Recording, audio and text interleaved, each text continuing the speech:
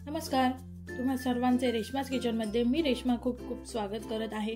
तर आज मी तुम्हा सर्वांसाठी खूप हेल्दी अशी गुळ शेंगदाणा लाडू घेऊन आलेली आहे। थंडीच्या दिवसामध्ये गुळ शेंगदाणा लाडूचे सेवन केल्याने आपले शरीर खूप उबदार राहते।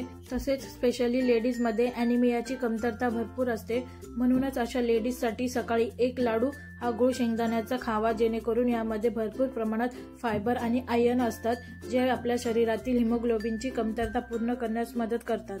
म्हणूनच मी तुम्हा सर्वांसाठी ही हेल्दी रेसिपी घेऊन आलेली आहे। रेसिपी अतिशय सोपी आहे। चला तर मग आजच्या रेसिपीला सुरुवात करूयात। आणि त्याचप्रमाणे गुळ व शेंगदाण्यात कॅल्शियमचे प्रमाण सुद्धा भरपूर असल्याने याचा फायदा आपल्या दातांना व हाडांना सुद्धा होतो। अशा या गुळ शेंगदाण्याच्या लाडूचे आपल्या शरीराला अनेक भरपूर फायदे आहेत।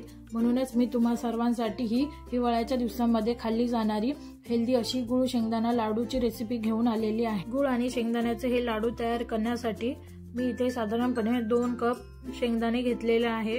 हे शेंगदाणे मी एकदम स्लो गॅसवर व्यवस्थितपणे खरपूस होईपर्यंत चांगले भाजून घेणार आहे। साल निघायला सुरुवात झाल्यानंतर इथे मी गॅस बंद केलेला आहे।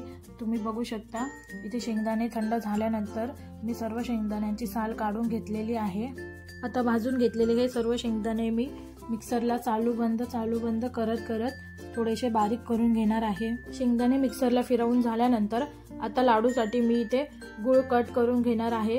गुळ कट करून घेतल्याने तो लवकर मेल्ट होईल, त्यामुळे मी इथे साधारणपणे 1/3 कप गुळ घेतलेला आहे। इथे मी चिक्कीचा गुळ यूज केलेला आहे, कारण माझ्याकडे तो अवेलेबल होता। तुमच्याकडे जो अवेलेबल असेल तो गुळ तुम्ही यूज करू शकता। इथे पॅन गरम झाल्यानंतर मी सर्व गुळ मेल्ट करून घेतलेला आहे। तुम्हाला जर गुळाचा पाक करायचा नसेल तर तुम्ही शेंगदाणे मिक्सरमध्ये फिरवतानाच त्यामध्ये गुळ ॲड करून गुळ सुद्धा शेंगदाण्यांसोबत मिक्सरमध्ये फिरवून घेतला तरी चालेल।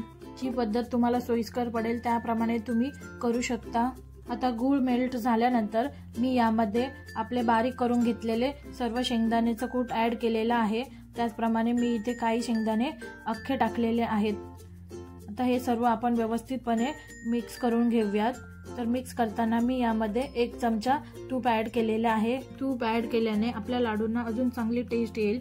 त्याचप्रमाणे ते आपल्या पोटासाठी सुद्धा तूप चांगले असते, तसेच लाडूला चकाकी देखील चांगली येईल। शेंगदाणे मिक्सरला फिरवतानाच मी त्यामध्ये 1 चमचा वेलची ॲड केलेली, जेणेकरून वेलची आपली व्यवस्थितपणे बारीक होईल व ती दाताखाली येणार नाही। गुळाच्या पाकामध्ये सर्व शेंगदाणे व्यवस्थितपणे 1-2 मिनिटे मिक्स करून झालेले आहेत। तर आता मी हाताला थोडेसे तूप लावून आपल्याला पाहिजे ते साईजचे कमी जास्त लाडू आपण वळून घेणार आहोत। तुम्हाला या लाडूची साईज कमी हवी किंवा जास्त हवी त्याप्रमाणे तुम्ही हे लाडू वळून घेऊ शकता। तर लाडू वळून झाल्यानंतर मी त्यावर सफेद तिळाची कोटिंग केलेली आहे, कारण सफेद तीळ हे हिवाळ्यामध्ये खाल्ले जातात। तर सफेद तीळ हे खूप गरम असतात, त्यामुळे आपल्या शरीरास चांगली ऊब भेटते। त्याचप्रमाणे सफेद तीळ खाल्ल्याने आपली रोग प्रतिकार शक्ती सुद्धा सुधारते। तसेच हे सफेद तीळ आपल्या पोटासाठी सुद्धा खूप चांगले असतात। सुपर हेल्दी असे गुळ आणि शेंगदाण्याचे लाडू तयार झालेले आहेत। तुम्ही सुद्धा ही रेसिपी नक्की ट्राय करून बघा आणि माझी खात्री आहे की ही रेसिपी तुम्हाला सुद्धा नक्की आवडेल।